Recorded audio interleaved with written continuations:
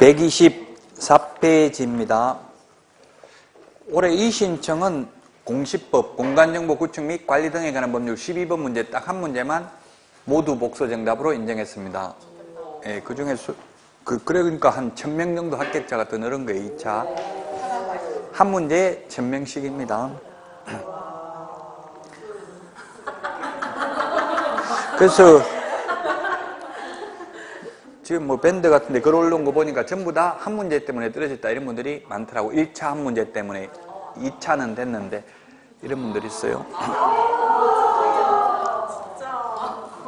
그 남의 일이 아닙니다. 저는 옛날에 한 문제 때문에 떨어졌다가 거짓말인 줄 알았는데 진짜예요.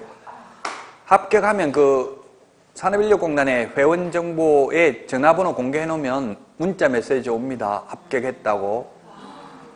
불합격하면 안 옵니다. 예, 합격하신 분들만 오고, 불합격해도 점수는 몇 점인지 다 확인이 가능하죠. 큐넷에서 그 인터넷상. 자, 사무소 이전입니다. 사무소 옮기는 거. 옛날에는 사무소 옮기는 게 미리 신고를 했었습니다. 근데 지금은 주민등록 전출입 신고하는 거하고 똑같습니다. 옛날에는 전출 신고하고 전입 신고했잖아요. 옛날에는. 그런데 지금은 전입 신고만 하면 되죠. 그 마찬가지로 우리 사무소 이전도 옮기고 나서 옮긴 지역에다가 신고하면 됩니다. 그 법조문이 중요합니다. 20조를 보니까 1항에 보니까 이전을 한 때에는입니다. 동그라미 1번. 이전 사후 신고라는 이야기입니다. 사전 신고, 미리 신고하는 게 아니고, 신고는 사전 신고인지 사후 신고인지도 비교를 해야 됩니다. 그래서 사후 신고고요. 10일 이내입니다. 10일 이내. 그 자료 내드린데 보면 10일, 7일 다 있습니다. 찾아보면 시간이 많이 걸리니까 여러분이 한번 10일도 찾아보시면 되겠습니다. 사후 10일 이내입니다. 10일 이내에 국토교통부령이 정하는 바에 따라 등록관청에 이전 사실을 신고해야 됩니다. 다만 등록관청 관할구의 외의 지역으로 이전한 경우에는 이전 후의 중개사무소 관할 시장군수구청장, 이것을 등록관청이라고 하는데 등록관청에 신고해야 된다. 2항 제1항 단서 규정에 의하여 신고를 받은 이전 후의 등록관청은 종전 등록관청에 관련 서류 송부하여 줄 것을 요청해야 되고, 이 경우 종전 등록관청은 지체 없이 그 관련 서류를 이전 후 등록관청에 송부해야 된다. 3항에 보면 제1항 단서 규정에 의한 신고 전에 발생한 사유로 인한 개업공개사에 대한 행정처분은 이전 후의 등록관청이 행한다. 그래서 이게 2006년도 노무현 정부 때 바뀌었는데, 탈법 행위를 하고 사무소 이전, 휴업, 폐업하는 방법으로 행정처분을 회피하려는 악덕 기획부동산업자의 난립을 방지하기 위해서 이런 규정을 만들었습니다. 그래서 재짓고 옮겨봐야 소용없다고요. 그러면 이전 후의 등록관청이 업무정지 당하려고 하니까 옮겨도 이전 후의 등록관청이 업무정지 한다 이 말이에요. 정가 기록을 가지고 다니게 만드는 겁니다. 자, 그러면 거기에 125페이지 맨 밑에 보면 이전 시 송부해야 되는 서류 3가지가 있습니다. 자, 그러면 이전 절차를 보도록 하겠습니다. 휴폐업도 시험에 반드시 출제되고, 그 다음에 사무소 이전 신고도 반드시 한 문제 출제됩니다. 신고합니다. 이전 신고. 신고는 반드시 수리를 해야 됩니다. 적법 요건을 갖추면 수리를. 그래서 사무소를 옮기는 것은 자유다는 이야기입니다. 신고를 하면 수리를 해야 되니까. 만약에 그러면 사무소 옮기는 걸 원주시에 있는 사무소를 가령 경기도 군포시로 옮겼다면 옮기고 나서 사후에 10일 이내에 사후 신고입니다. 사전 신고가 아니라 사후에 신고를 해야 됩니다. 어디다 신고한다고 했어요? 이전 후의 이전 후의 등록관청에 신고를 합니다. 주민등록 전입 신고하는 거하고 똑같다고 했죠? 이전 후의 등록관청에 신고를 하면 제출해야 되는 서류가 등록증, 분사무소의 경우에는 분사무소 신고 필정, 이게 원본일까요? 사본일까요? 원본입니다. 원본. 사본 X로 출제됐습니다. 원본을 제출해야 됩니다. 그리고 사무소 확보 증명서류도 제출해야 됩니다. 그럼 왜 원본을 제출해야 되냐? 원주시에서 받은 등록증 원본을 반납하고 군포시장한테 다시 받아야 되기 때문에 그렇습니다. 아니면 사본 반납을 하고 원본 가지고 있으면 등록증 2개죠? 그럼 사무소 2개에다가 걸어놓으면 일반 국민들은 둘 다 적법한 사무소로 오인할 가능성이 있잖아요. 그래서 원본은 반납해야 된다는 이야기입니다. 그러면 이전 후의 등록관청이 이전 전의 등록관청에 등록 관련 서류를 송부해달라고 요청해야 됩니다. 우리 주민등록 전입신고하고 똑같다고 해서 옛날에 전출신고하면 여기서 이전 전에서 보내주는데 지금은 전입신고처럼 이전하고 나서 신고를 하면 되기 때문에 행정관청끼리 자기들끼리 서류는 주고받는다는 이야기입니다. 우리가 직접 갖다 주는 건 아니고요. 그러면 이전 전의 등록관청은 이전 후의 등록관청에 지체 없이 송부를 해야 됩니다. 서류. 송부해야 되는 서류가 몇 가지가 있다고 했어요. 조금 전에 3가지가 있었죠. 맨 밑에 보면 뭐가 있었어요? 첫 번째 등록 대장, 그 다음에 두 번째 등록 신청 서류, 그 다음에 특히 동그라미 3번이 중요합니다. 최근 1년간 행정처분 및 행정처분 절차가 진행 중인 경우 그 관련 서류를 송부해야 됩니다. 그래서 1년간 전과 기록을 가지고 다닌다는 이야기입니다. 따라서 예를 들어서 업무정지, 이전하기 전에 2번 업무정지 당하고 옮기고 나서 또 업무정지에 해당되는 행위를 1년 이내 했다면 반드시 등록을 취소하겠다는 이야기입니다. 전과 기록을 가지고 다닌다고 했죠. 그리고 행정처분 절차가 진행 중인 경우 그 관련 서류를 송부해 주기 때문에 이전 전에서 위반 행위 한 게 있다면 이전 후 등록관청이 행정처분을 한다고 했습니다. 자, 그 다음에 만약에 분사무소를 옮기는 경우 원주시에 주된 사무소가 있고 만약에 군포시에 분사무소가 있는데 이 군포시에 있는 분사무소를 가령 함양군으로 이전을 한다면 분사무소를 이전하는 겁니다. 자, 앞에서 분사무소 설치신고, 분사무소 이전신고, 분사무소에서 사용할 인장등록, 분사무소 업무정지, 분사무소 휴업신고 모두 다 어디다 한다?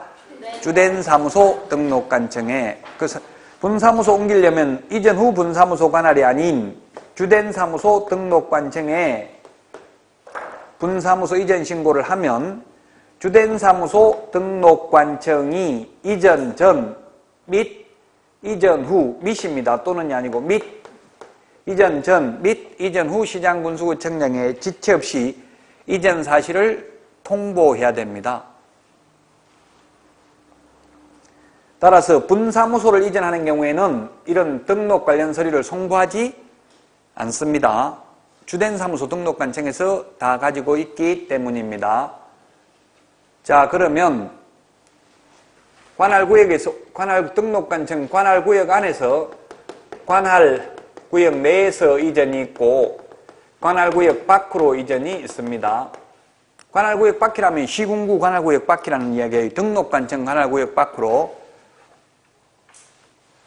관할구역 밖으로 옮길 경우에는 등록증 재교부입니다. 등록증 재교부. 등록증 재교부라는 말은 만약에 원주시에서 군포시로 옮겼으면 군포시장 명의로 다시 발급을 해준다는 의미입니다. 근데 만약에 같은 원주시 안에서 옮겼을 경우 원칙은 재교부입니다. 원칙은 재교부인데 예외적으로 기재사항을 변경하여 교부할 수 있다. 기재사항만 변경해가지고 다시 교부할 수 있다. 주소만 바꿔가지고 교부할 수도 있다. 근데 현실적으로는 깨끗하게 재교부 받는 게 낫겠죠? 거의 다 재교부 받습니다. 그러나 기재사항을 변경하여 교부할 수도 있다. 자, 위반했을 경우, 위반했을 때, 위반 시 100만 원 이하의 과태료입니다. 100만 원 이하의 과태료. 신고도 안 하고 옮기면 100만 원 이하의 과태료라고요. 옮기고 나서 10일 이내에 신고를 해야 됩니다. 10일 이내에 신고를 하면 처리기한 또는 처리기간, 우리 공인중개사법에서는 기간을 같은 의미로 보고 있어요. 민법에서는 사실 엄밀히 하면 기간하고 기한은 다른데 공인중개사법에는 같이 되어 있다고요. 문제 낼 때 구분 안 합니다. 처리기간이 며칠이냐면 7일이에요. 7일. 프린트에 7일, 10일 다 있습니다. 7일인 이유는 왜 7일이냐면은 우리 등록 신청했을 때 등록 처분 통지도 7일, 분사무소 설치 신고했을 때 신고 필정 교부도 7일, 이전 신고했을 때 처리기간도 7일인 이유는 이 사람이 죄지어가지고 등록 취소될 것 같으니까 예를 들면 결격사유에 해당돼서 옮길 수도 있잖아요. 그래서 옮길 때는 또다시 결격사유에 해당되는지를 확인하는 데 걸리는 시간입니다. 한번 개업을 하면 죽을 때까지 다시 갱신할 필요는 없습니다. 등록을. 그러나 옮긴다든지 또 폐업을 했다 다시 등록하면 이제 또다시 결격사유에 해당되는지 여부를 확인합니다. 그래서 처리기간은 7일 이내입니다. 다 했습니다. 중요한 내용은. 자, 115페이지에 보면은 다시 설명했던 내용을 책에 다시 보충하면 125페이지에 보면 메뉴에 동그라미 1번에 보면 10일 이내에 사후에 신고한다고 되어 있죠? 동그라미 2번에 보니까 관할구역 밖으로 옮겼을 때는 이전 후 등록관청에 신고합니다. 이전 전 등록관청이 아니고요. 양가로 2번 등록증 재교부 한다고요. 옮기면. 그런데 동그라미 2번에 보니까 다만 이게 예외죠. 예외. 다만이라는 말이 예외라는 이야기입니다. 관할구역 내로 이전한 경우에 기재사항을 변경하여 이를 교부할 수 있다. 그럼 관할구역 내에서도 재교부하는 게 원칙이에요. 다만이 예외라고요. 예외적으로 재교부할 수 있다. 그 다음에 양가로 3번 관할구역 밖으로 옮기면 이전 후의 등록관청이 이전 전의 등록관청에 등록 관련 서류를 송부해달라고 요청을 해야 되고, 동그라미 2번에 보면 요청받은 동그라미 2번이 아니라 양가로 4번에 보면 그 송부해야 되는 서류는 3가지입니다. 지체 없이 송부입니다. 적시가 아니라 지체 없이 송부해야 된다. 등록대장, 등록신청서류, 그 다음에 최근 1년간 행정처분 및 행정처분 절차가 진행 중인 경우 그 관련 서류를 송부해야 된다. 126페이지 이전 신고를 받은 등록관청은 다음 달 10일까지 협회에 통보해야 된다. 다음 달 10일까지. 다음 달 10일까지 통보해야 되는 게 10가지 25번 암기사항 25번에 보면 있습니다. 암기사항 25번에 앞에서도 했죠. 다음 달 10일까지 협회에 통보해야 된다. 행정전산망이 복잡하니까 협회에서 일단 관리하기 위해서 6가지 사항을 다음 달 10일까지 협회에 통보합니다. 127페이지 분사무소 이전입니다. 분사무소 이전도 사후에 10일 이내 하고 주된 사무소 등록관청에 이전 신고를 합니다.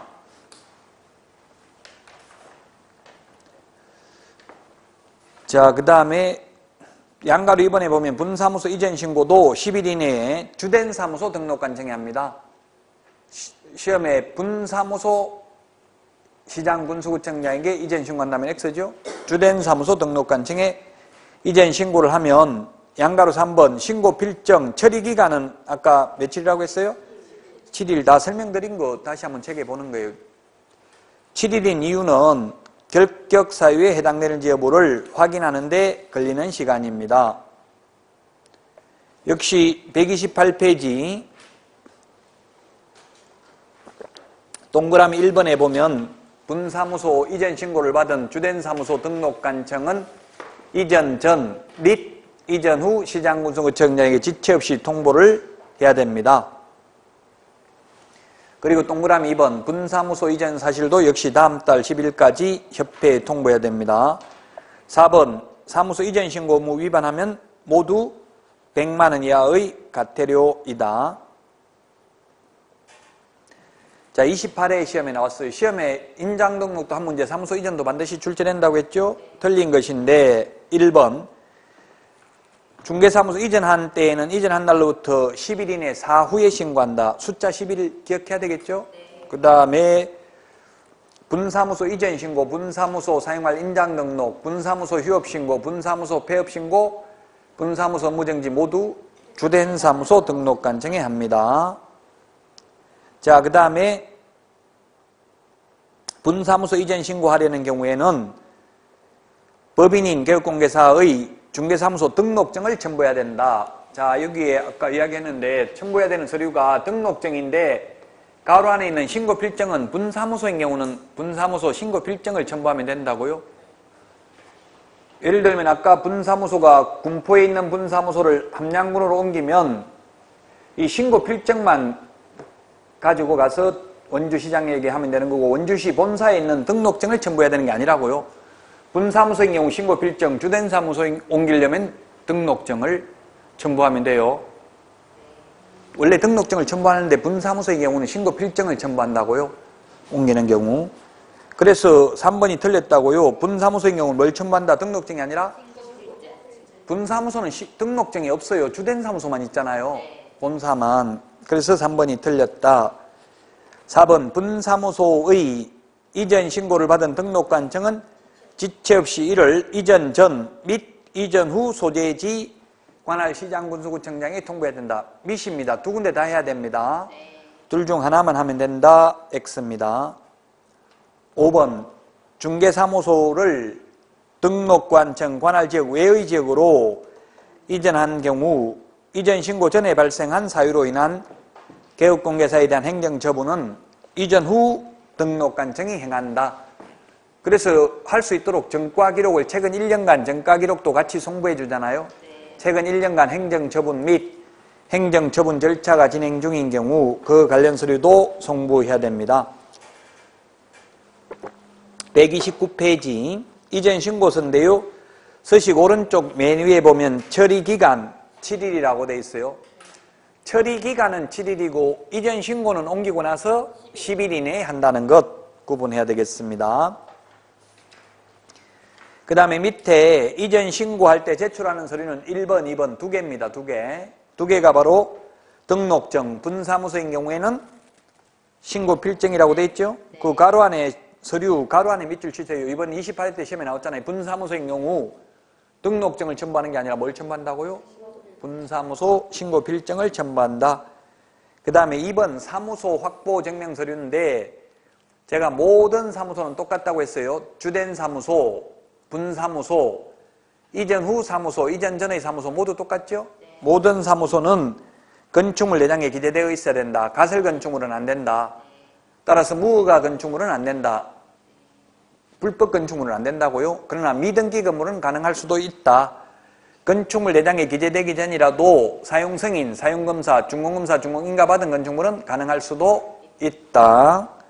그 다음에 소유권 확보가 아니라 사무소는 사용권만 확보하면 된다. 그리고 사무소 면적 제한은 없다. 이 두 가지만 제출하면 된다. 이전 신고할 때. 그러면 담당 공무원이 확인해야 되는 거는 건축물 내장에 기재되어 있는지 건축물 내장을 직접 확인해야 됩니다. 건축물 내장은 떼가지고 제출할 필요는 없습니다. 거기에 오른쪽에 뭐라고 되어 있어요? 시군구 조례가 정하는 금액의 수수료 내야 되죠? 이전 하는 경우에 이전하면은 왜냐면 등록증 재교부에 준하는 수수료를 내야 돼요. 등록증을 재교부 받잖아요. 그래서 수수료 사실상 내야 된다. 자, 다음은 130페이지 제8절 휴폐업입니다. 21조에 되어 있는데 역시 휴폐업도 신고입니다. 1항 개업공개사는 3월 초과입니다. 3월 이상이 아니라 초과. 딱 3개월만 휴업하려면 신고할 필요 있다 없다? 없어요. 초과니까. 3개월 이상이라고 했으면 3개월도 신고해야 되겠죠? 초과는 그 숫자 제외입니다. 3개월을 하려면 신고할 필요 없습니다. 초과는 휴업, 그 다음에 가로 안에 이것도 중요해요. 중개사무소 개설 등록한 후 업무 개시하지 아니한 경우를 포함한다. 이게 지난주에 했어요. 등록 처분이 있고 나서 3개월 이내에 업무 개시해야 되고 업무 개시 안 하려면 휴업 신고하라고 했죠? 그래서 3개월 이내에 업무 개시 안 해도 무단 휴업으로 간주한다. 폐업 또는 휴업한 중개업을 재개하고자 하는 때에는 등록관청에 신고해야 된다. 휴업기간을 변경하고자 하는 경우에도 또한 같다. 이 말은 또한 변경 신고해야 된다. 2항 제1항의 규정에 의한 휴업은 6월을 초과할 수 없다. 6월 프린트에 다 6월 이런 거 정리해놨습니다. 6월을 초과할 수 없다. 다만 예외적으로 초과할 수 있다는 이야기죠. 질병, 징집, 요양 등 대통령령이 정하는 부득이한 사유가 있는 경우에는 그러하지 않는다. 이 말은 초과할 수도 있다는 이야기입니다. 3항 제1항의 규정에 의한 신고 절차 등에 관하여 필요한 사항은 대통령령으로 정한다. 예, 여기까지입니다. 국토교통부령이 아니라 대통령령입니다. 자, 휴업, 폐업입니다. 제8절 휴업, 폐업. 역시 휴폐업도 시험에 한 문제 출제됩니다. 휴폐업도 신고입니다. 지금까지 법조문 읽어본 내용입니다. 첫 번째 휴업 신고, 두 번째 폐업 신고, 그 다음에 휴업을 했다가 휴업을 다시 업무하겠다고 재개 신고, 그 다음에 변경 신고. 4가지가 있습니다. 휴업 신고, 폐업 신고는 등록증을 반납해야 됩니다. 등록증을 반납해야 된다. 재개 신고, 변경 신고는 등록증 미반납입니다. 반납할 수가 없습니다. 이미 반납을 했기 때문에.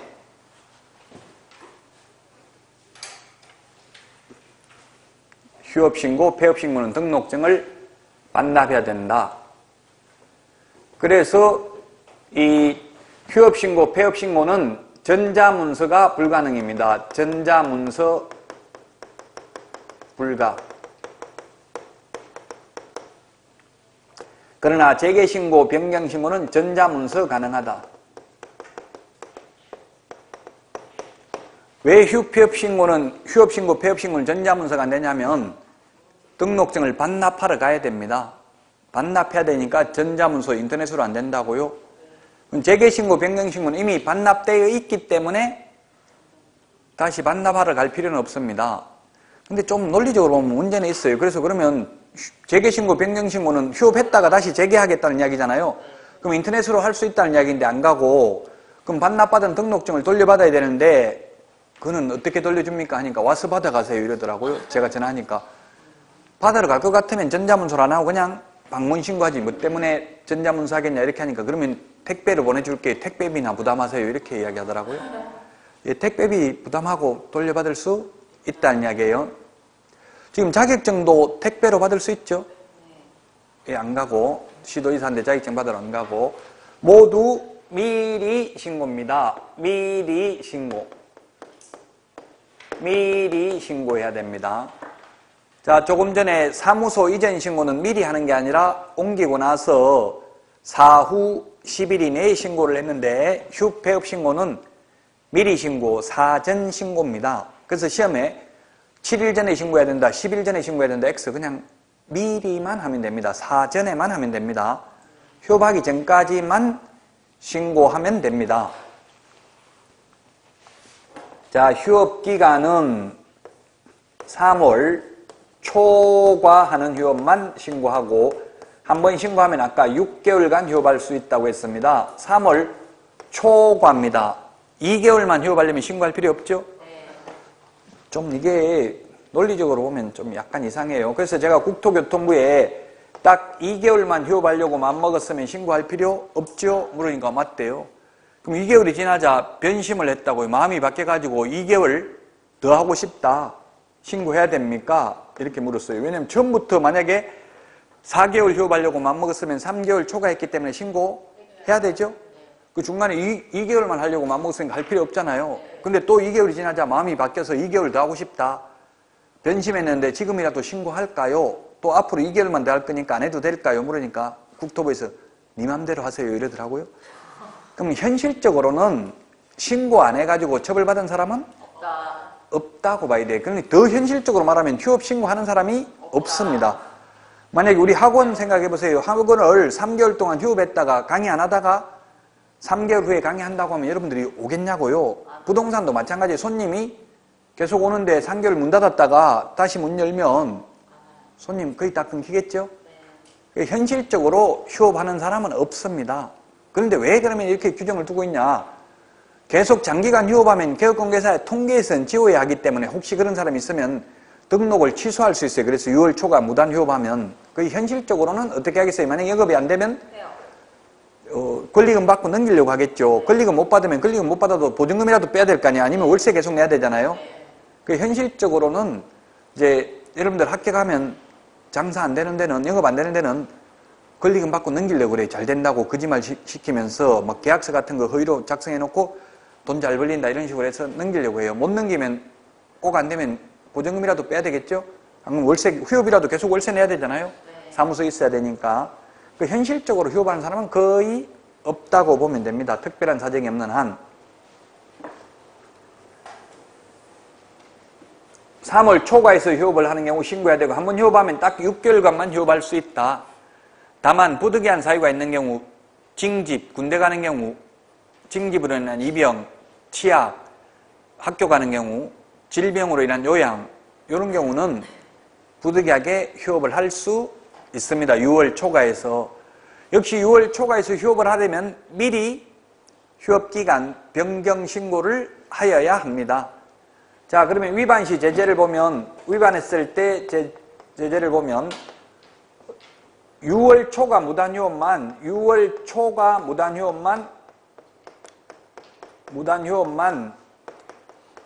임의적 취소입니다. 취소할 수 있습니다. 임취라고 하겠습니다. 임취, 상등치, 임등치 다 같은 말입니다. 임의적 등록 취소. 결국 등록 취소할 수 있다 이 말이에요. 혹시 다른 분한테 들었으면 상등치, 상취 이런 말을 할 수도 있어요. 상대적 취소, 임의적 취소, 취소할 수 있다 다 같은 말이잖아요. 취소할 수 있습니다. 그 다음에 3월 초, 이거 빼고 나머지는 모두 3월 초가 무단휴업, 폐업신고, 재개신고, 위반 모두 100만 원 이하의 과태료입니다. 화살표가 이하라는 뜻입니다. 100만 원 이하의 과태료. 그러면 100만 원 이하의 과태료하고 업무정지하고 뭐가 더 타격이 커요? 개업공개사 입장에서 보면 업무정지가 크죠? 만약에 6개월 동안 업무정지를 한다고 생각해 보세요. 업무 못하게 해보세요. 월세 계속 내야 되고 엄청나죠? 차라리 100만 원 돈으로 떼우는 게 더 나을 수도 있죠. 그래서 과태료보다는 행정처분이 더 무거운 제재라고 봐야 돼요. 그 6월 초과 무단 휴업만 등록을 취소할 수 있습니다. 그게 지금 134페이지까지 사실은 다 말을 했어요. 자, 그럼 134페이지 기출문제가 어떻게 나왔는지를 보면 되겠죠. 자, 미리 신고해야 되는 사유를 모두 고른 것은 이게 나왔네요. 미리 신고. 28회 시험에 이렇게 출제했다고 미리 신고하는 거. 지금 여기 칠판에 전부 다 미리 신고, 4개 다 미리 신고죠? 전부 다 휴업 신고, 폐업 신고, 재개 신고, 변경 신고 다 미리 신고라고요. 휴폐업은 다 미리 신고라고요. 사전 신고. 그 답은 5번이죠. 4개 다 미리 신고해야 된다고. 그렇게 어렵진 않죠. 기출문제 보니까 이런 패턴으로 출제된다는 이야기예요. 기출문제가. 미리 신고해야 된다. 다. 아까 사무소 이전 신고는 미리 하는 게 아니라 사후 10일 이내에 신고한다. 135페이지 그 서식을 보면 서식은 하나예요. 이게 분사무소나 중개사무소 휴업신고, 폐업, 재개, 휴업기간, 변경신고서 서식이 하나고 그 해당 사항에 체크만 하면 되겠죠? 네. 별도의 서식이 4개 있는 게 아니고 하나의 서식으로 규정되어 있다. 지금 아까 기출문제 보면 서식에 기재되는 내용까지 한두 문제 출제될 수 있다고요. 물론 서식에 대해서 꼭 출제되는 게 있어요.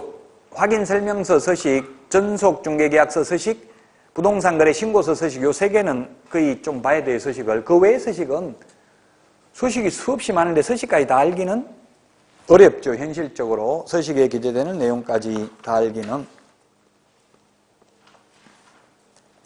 자, 다음은 136페이지.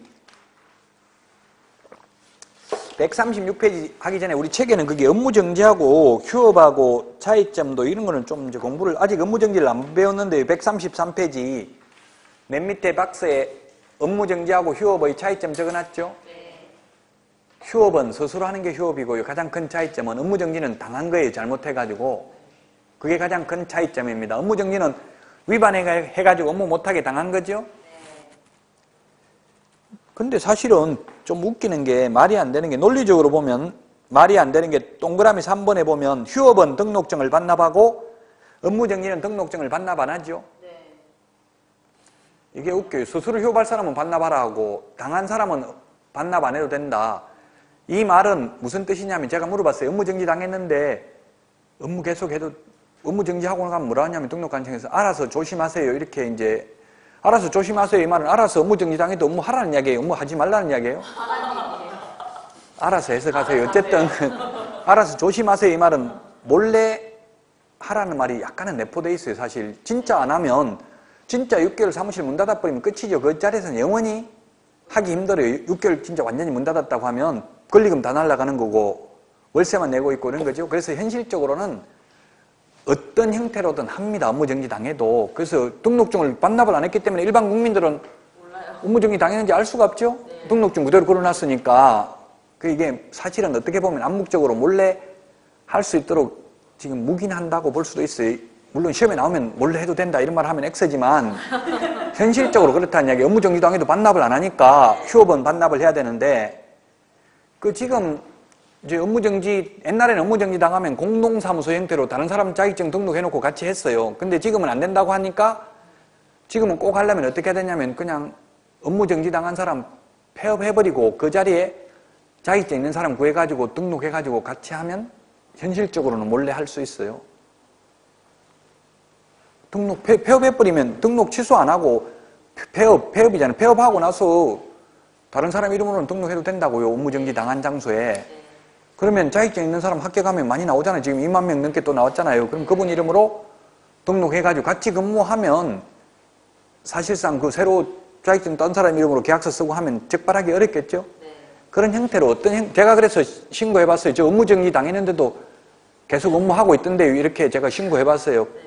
그러니까 신경 쓰지 말고 일이나 열심히 하세요. 이렇게 하더라고, 현실적으로. 어제 신문에도 나왔더라고. 이게 다운계약서 적는다고 신고하면 원래 다운계약서 적은 사람 포상금, 거짓 신고한 사람 포상금 지급하는데 받은 사람이 한 명도 없대. 아직 거짓 신고한 거 신고하면 포상금 주거든요. 저도 물어보니까 예산이 없습니다. 이렇게 하는 분들도 있고 증빙서류까지 다 제출해야 돼요. 그 계약 당사자는 안 되고 다른 사람 제3자가 신고해야 되는데 증빙서류 제출하기도 힘들잖아요. 그 거짓 계약서 적었다는 걸. 그래서 다운계약서를 적어도 현실적으로 단속 실적은 한 건도 없다는 이야기예요. 거짓 신고하면 포상금 준다는 말이 있어요. 근데 포상금 받은 사람이 한 명도 없다고요. 현실적으로는. 저도 몇 군데 물어봤어요. 그러니까 예산 있냐 물어보니까 예산 없습니다. 그러더라고요. 예산 없으면 예산의 범위 안에서 지급할 수 있다 이렇게 돼 있어요. 예산 없으면 못 받는 거예요. 그러니까 그 신고하려고 생각하지 말고 그냥 열심히 일해가지고 본인이 돈 버는 수밖에 없어요. 현실은. 그 현실하고 이론하고는 다른 게 많다는 이야기예요. 자, 어쨌든 한마디로 말하면 업무정지는 잘못해가지고 업무 못하게 당한 거고요. 휴업은 스스로 안 하는 건데 웃기는 건 스스로 안 한다고 하면 반납하라고 하고 등록증을 당한 사람은 반납 안 해도 된다고 돼 있어요. 그러면 반납을 했기 때문에 재개할 때도 재개 신고를 해야 돼. 휴업을 했으면 돌려받아야 되니까. 근데 업무정지는 반납을 안 했기 때문에 업무정지 끝나면 업무하겠다고 신고할 필요도 없어요. 반납 안 했기 때문에 돌려받을 필요도 없기 때문에.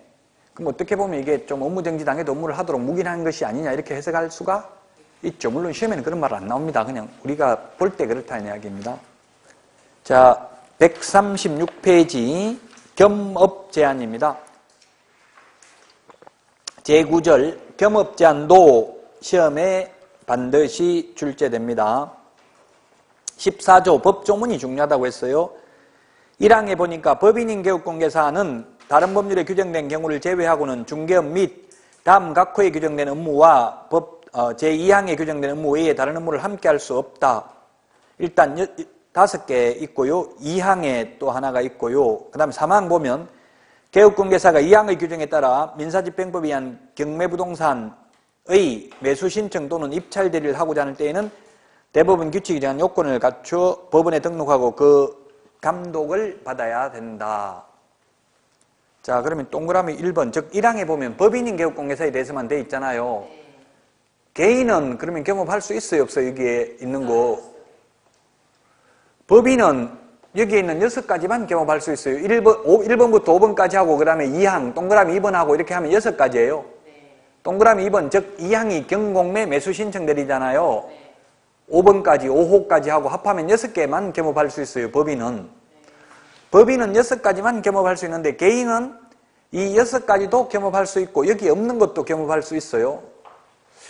그러면 국토부에 질의해봤어요. 법인 설립하려면 상법상 회사 또는 협동조합 기본법에 의한 협동조합으로서 자본금이 5천만 원 이상이어야 되고 보정 설정 금액도 2억 원 이상이고 개인보다는 훨씬 더 까다롭잖아요, 하기가. 그렇게 했는데 법인은 오히려 더 불리하다는 이야기, 할 수 있는 일이 더 없어요. 6가지밖에 겸업을 못해요. 개인은 6가지도 해도 되고 다른 것도 해도 되고. 그게 뭐냐, 법인 하기도 까다로운데 법인한테는 더 규제를 많이 하는 이유가 뭐냐 물어보니까 잘 안 가르쳐 주는데요. 그 이유는 뭐냐 하면 사실은 외국 대형 법인의 진출을 막기 위한 조치입니다. 외국에 큰 회사가 들어와서 우리나라 영세한 개인개업공개사와 무한 자유경쟁을 하면 우리나라 개인개업공개사 살아남을 수가 없다는 이야기예요. 쉽게 말하면 지금 그런데 지금 법이 하나 통과됐어요. 지금 아직 법사위를 통과했기 때문에 이제 여러 가지 변호사, 법무사, 지금 감정평가사, 개업공개사, 부동산 종합회사가 모든 걸 다 할 수 있도록 이제 허용한다는 이야기. 앞으로는 지금은 겸업이 안 되잖아요. 근데 지금 국회 법사위를 통과했기 때문에 아직까지 이제 본회의 통과될 가능성도 많아요. 앞으로는 이제 여러 가지를 토탈 종합 서비스를 다 제공할 수 있도록 허용될 방향이에요. 빨리 그래서 자격증 따야 된다고요? 그러면 무한 자유경쟁이 돼버리면 이제 개인이 살아남기가 어렵다는 이야기예요. 그냥 그 종합회사에 취직할 수밖에 없어요. 소속공개사로. 소속공개사로 취직하면 일정 부분 나눠 먹어야 되겠죠. 혼자 다 주진 않을 거 아니에요. 그 본사에 뭐 회원가입비 이런 거, 프랜차이즈 가맹점 가입비 같은 거 이런 걸 내야 되고 또 뭐 월 얼마씩 내야 되고 이럴 가능성이 많아요. 앞으로는. 그 지금은 이제 법인이 겸업을 못하도록 하고 있어요. 예를 들면 이삿짐 센터를 직접 운영하거나 도배업체를 직접 운영하거나 이런 거 안 되도록 돼 있어요. 지금은. 이제 앞으로는 다 같이 원스톱 토탈 서비스를 제공할 수 있도록 바뀐다고. 이제 한 번만 방문하면 등기까지 모든 걸 다 그 부동산에서 다 해결한다는 얘기예요. 종합부동산 회사에서. 그러나 지금은 안 됩니다. 그 영세한 개인개업공개사를 보호하기 위해서 그런 거예요. 지금은 돈 안 되는 것만 할 수 있다고. 그러니까 대형 법인이 생길 수가 없잖아요. 돈 안 되는 것만 하고 돈 되는 걸 못 하도록 하니까. 자, 그러면 136페이지 그게 동그라미 2번 1번은 중개업은 당연히 할 수 있으니까 이거는 시험에 안 나오겠죠. 중개업은 개인이든 법인이든 개업공개사는 반드시 당연히 중개업은 할 수 있죠. 겸업할 수 있는 거는 이제 동그라미 2번에 동그라미 기업부터 겸업할 수 있는 거예요. 돈 안 되는 것만 제가 가능하다고 했죠. 기업 보면 의뢰인은 의뢰에 따른 도배, 이사업체 소개 등 주거 이전에 부수되는 용역 알선업만 할 수 있습니다. 따라서 동그라미 A번에 이사 도배업체 소개는 할 수 있지만 직접 운영하는 것은 안 된다. 용역 알선업은 할 수 있지만 용역업은 안 된다. 사람 소개는 시킬 수 있지만 직접 운영하는 건 안 된다. 아까 이야기했잖아요. 만약에 대형 법인이 들어와가지고 토탈 서비스를 제공해가지고 우리 의뢰인들에게는 이삿짐 센터 비용도 50% 할인해준다. 그럼 모든 국민들이 저기 하면 진짜 이사 비용이 할인된다 이런 느낌이 체감을 하면 거기 다 몰려갈 가능성이 많죠. 그래서 빨리 자격증 따야 돼요. 이게 시행되기 전에. 그 다음에 2번 미연. 상업용 건축물 및 주택의 분양대행. 분양대행하는 게 돈 많이 벌어요. 분양업을 직접 지어가지고 분양하는 게 돈이 많이 벌어요? 직접 지어서 네, 분양업이 돈이 되죠. 근데 분양업은 안 되고 분양대행업 돼요. 분양업은 자기가 지어서 분양하는 게 분양업이고, 분양대행업은 남이 지어놓은 걸 분양대행만 하는 거예요. 분양대행하면 현업에서는 MGM이라고 그래요. MGM, 멤버스 앤 멤버스 해가지고 사람 데리고 오면 돈 준다 해가지고 통상적으로 뭐 한 100만 원에서 300만 원 정도 줘요. 밖에 안 줘요. MGM, 즉 분양대행하면. 뭐 어떤 경우는 한 1000만 원까지도 줘요. 1000만 원까지 주면 그게 많은 게 아닌 게 광고비도 분양대행사가 다 부담해야 돼요. 플랜카드 같은 거 이런 거 걸고. 그러니까 다 하면은 비용이 많이 들잖아요. 그렇게 해봐야 한 1000만 원 정도밖에 안 남는다고요. 1000만 원 정도밖에 못 받는다고요. 그러면 또 만약에 개업공개사가 소개하면 개업공개사에게 MGM 뭐 한 몇백만 원 떼주고 이러면은 실제 분양대행을 한 사람은 그렇게 남는 게 많지 않다는 얘기예요. 그러나 직접 분양업을 하면 50%는 남아요. 직접 땅 사가지고 지금 어제 보니까 기업도시 7000대 1이더라고요. 네. 그 좀 연락해달라고 했는데 아무도 연락 안 해주더라고요. 저는 뭐 계속 그걸 보고 있을 수가 없으니까 상가 주택을 지을 수 있는 거 1층에 상가 짓고 2층에 이제 주택 지어가지고 나이 많아가 거기서 월세 받아먹고 살 수 있는 거 그럼 분양가가 뭐 한 2억 후반에는 3억 초반이더라고요. 그러면 거기 건물 건축비까지 해봐야 아마 한 5억, 6억 정도 지면 다 지을 수 있어요. 그러면 시세는 그게 거기 건물 다 지어놓으면 10억 가까이 간다고요. 10억 넘어요? 네, 그래서 그런 거는 피가 엄청나게 붙을 거예요, 아마. 그런 걸 해야 돈이 돼요. 근데 직접 지어가지고 그 분양업을 하면, 팔면, 통매매를 하면 돈이 많이 된다고요. 근데 남이 다 지어놓은 거 소개만 해봐야 아무리 많이 받아도 1000만 원 넘게 받기는 어렵다고. 직접 지어가지고 팔면 최소한 1억 이상은 남겠죠? 그 땅에다가 건물 지어가지고 팔면 그거 안 된다고요, 분양업은. 분양 대행업만 돼요. 업이라는 말은 법조문에는 없는데 제가 업이라는 말을 쓰는데 업이라는 건 계속 반복하면 그게 업이에요. 분양 대행을 계속 반복하면 분양 대행업이죠. 지금 법조문에는 지금 책에도 분양 대행이라고 돼 있잖아요. 근데 대행을 계속하면 그게 분양 대행업이라고요. 그것도 상업용 건축물 하고 주택만 분양 대행 가능해요. 지금 어제 그 기업도시 원주의 기업도시 이런 건 택지 분양이잖아요. 택지 분양 대행은 못 해요. 택지 분양대행은 안 되고 주택 상가 분양대행만 가능하다고요. 더 돈 안 되는 것만 가능해. 주택 상가 이거는 별로 돈 못 받거든요. 택지 분양대행 땅 이런 걸 해야 많이 남겨 먹을 수 있잖아요. 땅은 사람들이 이게 시세가 얼마인지 감을 못 잡거든요. 이게 땅은. 그래서 택지 분양대행 안 되고 시험에 택지 분양대행 X로 나왔어요. 공업용 건축물, 농업용 건축물 안 되고요. 상업용 건축물과 주택 분양 대행만 가능하다. 분양업은 안 된다. 대기업들 영세한 개인개업공개사와 경쟁을 막기 위한 건데 근데 이게 영원히 경쟁을 막을 수는 없어요. 세계적인 추세예요. 일본만 해도 빅브라더라고 해서 빅브라더가 조지 오웰이 소설에 나오는 건데 큰형님이라는 뜻인데 빅브라더 혼자서 대기업이 거의 장악하고 있다는 이야기예요. 우리나라도 부동산 말고 나머지는 거의 자동차 같은 거 대기업이 장악하고 있잖아요. 그 빅브라더들, 외국은 거의 대형 법인이 매매는 독점하고 있어요. 일본 같은 데도. 그럼 건물 택지 주임이라고 하는데 일본 개인개업공개사는 월세 중개밖에 못해요. 이제 여러분들도 개인들은 앞으로 전월세 조그마한 거 이런 것밖에 못한다는 이야기예요. 이제 대형 법인이 생기면 큰 물건은 뭐 10억 넘는 거 이런 거는 만약에 은행에 국민은행 2층에서 중개 코너, 대부 코너 이렇게 만들어가지고 있으면 찾아간다는 이야기예요. 이제 살 사람도 거기 찾아가고 팔 사람도 거기 찾아가지고 매물 내놓는 그런 시대가 오게 될 거라고 이제 곧. 지금은 아직까지는 안 되도록 하고 있어요. 이게 겸업 제한을 하고 있기 때문에 영세한 개인을 보호하기 위한 조치라고요. 취지가. 그 136페이지 맨 밑에 토지 분양대행 안 된다고 돼 있죠? 네. 택지 분양대행은 안 된다. 그다음에 디귿에 보니까 상업용 건축물 및 주택의 임대관리 등 관리대행만 됩니다. 임대관리대행. 제가 관리대행 하면서 20만 원 정도 받아요. 다가구 방 20개 관리대행 하면 20만 원 받는다고 한 달에. 그 정도 많이 받아요, 그게? 아니요. 얼마 안 되죠? 돈 안 되죠? 근데 임대관리대행만 되고 임대업은 안 된다고. 임대업을 해야 돈이 되잖아요. 대기업들 돈 있잖아요. 그럼 지어가지고 땅 사가지고 뭐 나대지 이런 거 임야나 전답 사가지고 거기에 다가구 지어가지고 팔고 안 팔리는 거는 세놓고 예를 들면 임대업을 해야 돈이 되죠. 임대업을 하면 월세가 한 40만 원 정도는 받잖아요. 방 한 개에 40만 원 받는데 그러면 수익률 좋아요. 근데 이게 관리대행 해봐야 한 20만 원밖에 못 받는다고. 지금 관리대행 해봐야 아무리 많이 받아도 한 가구당 5만 원 이상은 못 받아요. 5만 원 초과해서 받기 힘들어요. 현실이. 그래서 임대 관리대행만 되고 임대업은 안 된다. 임대업. 임대업이 돈 되는데 임대업은 안 되고 임대 관리대행만 가능하다. 리얼의 부동산 이용 개발 및 거래에 관한 상담. 이거 개발하면 돈 됩니다. 알려만 줘야 되고 직접 개발하는 건 안 돼요. 개발에 관한 상담만 되고 개발업은 안 된다. 개발이라는 게 뭐냐면 부가가치를 높이는 게 개발이에요. 나대지를 사가지고 집을 지어서 파는 것도 일종의 개발이죠.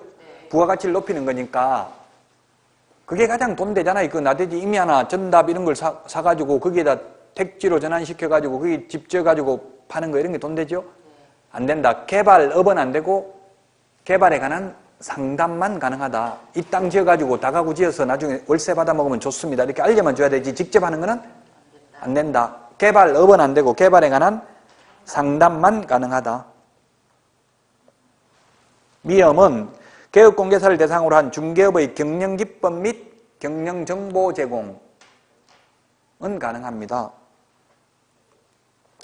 그 프랜차이즈업이에요. 이게 프랜차이즈업. 부동산 뱅크, 부동산 114 뭐 이렇게 해가지고 간판 똑같이 달고 그 가맹점 가입비 받고 월 얼마씩 받고 이렇게 할 수 있다는 이야기예요.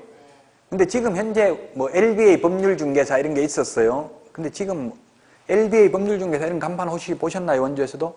한 번도 못 봤어요. LBA 법률중개사? LBA 공인중개사. 예, 그것도 가맹점 가입비가 뭐 있고 1년에 99만 원인가 받아요. 근데 그걸 주면 뭐가 돈이 돼야 되는데 주는 사람이나 가입한 사람이나 안 하는 사람이나 크게 중개하는데 차이가 없어요. 지금 현재는 없어요. 그러니까 다 가입했다가 탈퇴해버리고 그냥 가입 안 하고 이렇게 하고 있어요. 현실적으로는. 그러나 앞으로는 이제 파리바게뜨, 뚜레쥬르 이런 것처럼 프랜차이즈 가맹점 가입을 안 하면 중개업을 할 수 없는 그런 시대가 온다고. 큰 회사가 생기면 빨리 거기에 분사무소로 가는 게 차라리 낫겠죠? 그게 사람들이 빵 사러 가면 동네 빵집 거의 많이 없어졌잖아요. 당연히 그런데 프랜차이즈에 가는 것처럼 앞으로 그런 시대가 온다고요. 그래서 이건 개업공개사를 대상으로 해야 됩니다. 미엄은 시험에 개업공개사 대신에 공인중개사를 대상으로 X, 일반인을 대상으로 X, 컨설팅, 경영기법, 경영정보 제공, 그 식당 같은 것도 그 프랜차이즈 식당 많잖아요. 그거 다 돈 내야 돼요. 본사에 가맹점 가입비 내야 되고 그 상호 사용하는 대가도 또 내야 된다고요. 그런 것처럼 앞으로 될 것이다. 따라서 개업공개사를 대상으로 경영기법 및 경영정보를 제공할 수 있다. 비업에 보면 민사집행법에 의한 경매, 국세징수법, 그 밖의 법령에 의한 공매대상 부동산에 대한 권리분석 및 취득알선과 매수신청 또는 입찰신청 대리를 할 수 있다. 이게 엄청난 거예요. 노무현 정부 때 2006년부터 도입됐습니다. 그 노무현 전도 대통령 생각은 권력분산, 지방분권 이런 걸 생각했어요. 그 당시. 그래서 이 모든 권력이 우리나라에는 지금 변호사에게 집중돼 있어요. 지금 모든 지금 대통령도 변호사잖아요. 거의 변호사들이 거의 잡고 있잖아요. 우리나라. 그래서 이 권력을 분산한다는 차원에서 종전에는 변호사에게만 있던 것을 지금은 법무사와 개업공개사에게도 허용했다고. 법률행위 대리를 업으로 하는 건 변호사만 가능했다고요. 자, 대리를 한다는 말은 뭐예요? 지금 1억짜리 물건이 경매에 나왔는데 그 대리인이 마음대로 써낼 수 있어요. 1억 천을 써낼 수도 있고 2억을 써낼 수도 있고. 만약에 거기에 고도의 도덕성이 없는 사기꾼들한테 그런 걸 허용해서는 안 되겠죠? 만약에 1억만 써내도 될 걸 1억 3천 써가지고 어린이한테 피해를 입히고 이러면 안 되잖아요. 그 고도의 전문성, 도덕성, 전문 직업인을 인정한 거예요, 이게. 사기꾼이 아니라는 걸 인정하는 거죠. 대리권을 허용한다는 말은 자기 대리인 마음대로 써낼 수 있잖아요, 금액을. 그래도 책임을 안 지는 거예요. 그렇다는 거는 전문 직업인으로서 공신력을 인정하는 거라고, 이게. 그래서 종전에는 불가능했는데, 그래서 옛날엔 뉴스, 이건 없을 때 뉴스 보면 경매 브로커 구속 이런 말 뉴스에 보셨죠? 그게 경매 브로커라는 게 그 개업공개사가 입찰 대리를 하면 경매 브로커가 됐어요, 옛날에는. 그래서 굉장히 부정적인 이미지로 구속됐다 이렇게 나왔어요. 변호사법 위반으로. 지금은 합법적으로 가능하다고 개업공개사가 입찰 대리를 해줄 수 있다고요. 그 전문 직업인으로서 공신력을 인정해 준 거예요. 양심껏 쓰도록 뭐 1억을 써내든 1억 1천을 써내든 그걸 믿는다는 이야기죠. 입찰 대리를 허용하는 거니까 대리인 마음대로 써낼 수 있다. 그 피해는 누구에게? 고스란히 본인에게 되는 거잖아요. 대리인이 피해를 받는 게 아니라. 그럼에도 불구하고 전문 직업인으로서 인정을 해준 거라고요. 경공매 매수 신청 대리를 허용했다는 말은. 자, 그리고 이 겸업은 6가지인데 결국 6가지의 기업부터 보면 6가지죠? 네. 기업부터 비업까지면 6가지잖아요. 이 6가지만 겸업할 수 있는데 개인은 이 6가지도 할 수 있고 다른 것도 할 수 있다. 근데 법인은 요 6가지밖에 안 된다는 이야기입니다. 다만 소위 중개인은 이 6가지 중에서 경공매 매수 신청대리를 못해요. 자격증 없는 중개인은. 139페이지 양가로 2번 보겠습니다. 양가로 2번. 양가로 2번 보면 다른 법률의 규정에 의해서 중개업을 영위할 수 있는 이른바 소위 특수법인, 지역농협 이런 것들은 특수법인들은 여기에 법 14조에 규정하고 있는 6가지 업무를 겸업 못하고요. 그냥 농업 협동조합에서 하는 업무하고 조합을 대상으로 매매, 교환, 임대차 중개만 할 수 있습니다. 부동산. 그 외에 뭐 경공매 매수 신청 대리를 못한다고요. 특수법인은. 양가로 3번 공인중개사인 개업공개사는 좀 전에 말했다시피 여기에 있는 6가지 업무도 할 수 있고 다른 것도 할 수 있다라고 했습니다.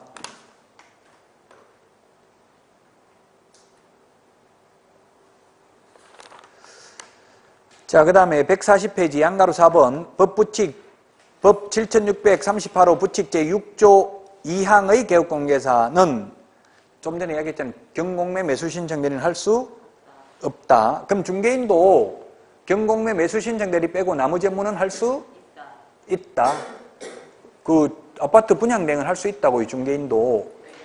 자, 겸업 제한 이게 가장 중요한데 여기서 한 문제 출제되는 확률이 95% 이상입니다. 별표 3개 해놓고요. 겸업 제한. 쉬었다가 2번 업무 지역 범위부터 보도록 하겠습니다.